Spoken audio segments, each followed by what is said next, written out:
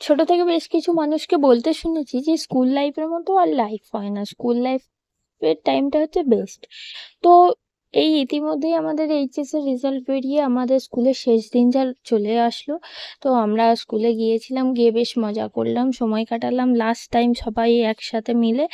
আর result নিয়ে আমি বাড়ি ফিরলাম। তো সেখানে আমাদের মনটা খারাপ ছিল, কিন্তু আমরা মন খারাপে পুরো দিনটা খারাপ যেতে দিইনি। সেদিন আমরা বেশ মজা করে দিনটা কাটালাম।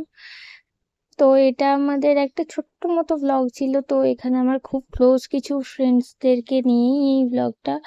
তেমন অনেকের সাথেই দেখা হয়নি, কারণ অনেকেই রেজাল্ট নিয়ে বেরিয়ে গিয়েছিল। তো আমরা স্কুলটাতে ঘুরলাম, একটু ভিডিও করলাম, একটু মজা করলাম, ছবি তুললাম।